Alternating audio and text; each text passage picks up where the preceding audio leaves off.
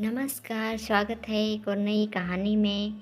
नाम तो उसका जमील था, पर जमील को जानने वाले उसे जासूस जमील कहते थे। जमील था भी जासूस किस्म का लड़का। उसके स्वभाव में शक करना सांस लेने और खाना खाने जैसा था। वह किसी पर भी किसी भी तरह का शक कर सकता था। जासूस जमील किसी को भी सीधे नहीं देखता था।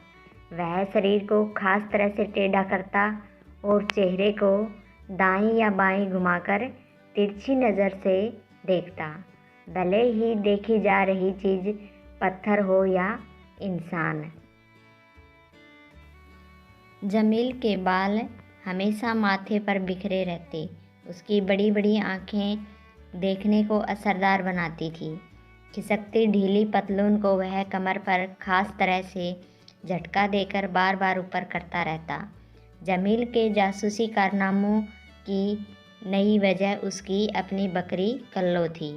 हुआ ये था कि कल्लो पिछले 2-3 सप्ताह से कम दूध दे रही थी। जमील को शक था कि कोई चोरी से कल्लो का दूध निकाल रहा है। जमील के शक की सुई नंदू पर थी। नंदू जमील का हम उम्र और पड़ोसी था। शक का कारण यह था कि नंदू पहले से अधिक तंदुरुस्त हो गया था। जमील को लगा था कि नंदू बकरी का दूध पीने की वजह से तंदुरुस्त हुआ है।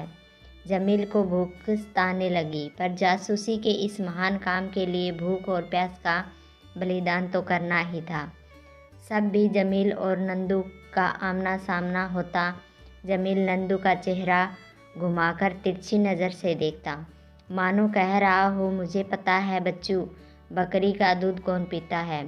जमील को हैरानी होती कि नंदू पर इसका कोई असर नहीं हो रहा। इसलिए जमील ने तय किया कि नंदू का पीछा किया जाए। उसने नंदू का पीछा किया। उसे आधे गांव का चक्कर लगाना पड़ा और नंदू के पीछे पीछे उसके खेत तक भी जाना पड़ा। फिर जमील ने बकरियों पर नज़र रखने का फैसला किया। इसलिए उसने बकरियों पर अपनी नज़र रखी। अब्बू जैसे ही बकरियों को लेकर निकले, जमील उनके पीछे हो लिया।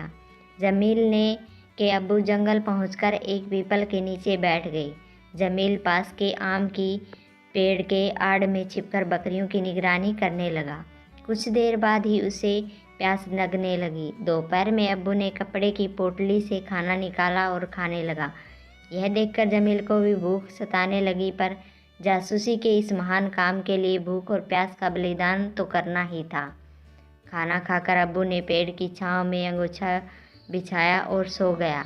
यह देखकर जासूस जमील ने सोचा, तो यह बात है, अब्बू रोज़ सो जाते हैं और इसी का फ़ायदा उठाकर नंदू बकरी का दूध निकाल लेता है।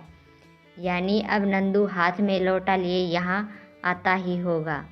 जमील अब बेसब्री से नंदू के आने का इंतज़ार कर रहा था।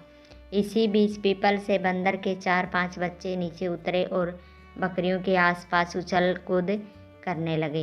बकरियों पर बंदरों के आने का कोई असर नहीं पड़ा। लगता था बकरियां बंदरों के साथ रहने की आदी हो गई हैं। बंदर का एक बच्चा जमील की बकरी कल्लो के पास गया और उसका दूध पीने लगा। बंदर का बच्चा जब तक दूध पीता रहा, तब तक कल्लो अपनी जगह पर चुपचाप खड़ी रही।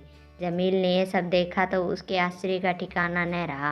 अच्छा, तो ये मामला है, दूध बंदर के बच्चे ही पी जाते हैं। फिर जमील ने शरीर को एक खास तरह से टेढ़ा किया और अपने कंधे को तिरछी नज़र से देखते हुए बुदबुदाया, पता करना पड़ेगा कि बंदर के बच्चे को बकरी का दूध पीना किसने सिखाया। तो ये कहानी थी जासूस जमील की। तो आपको कैसी लगी कमेंट बॉक्स में ज़रूर लिखें।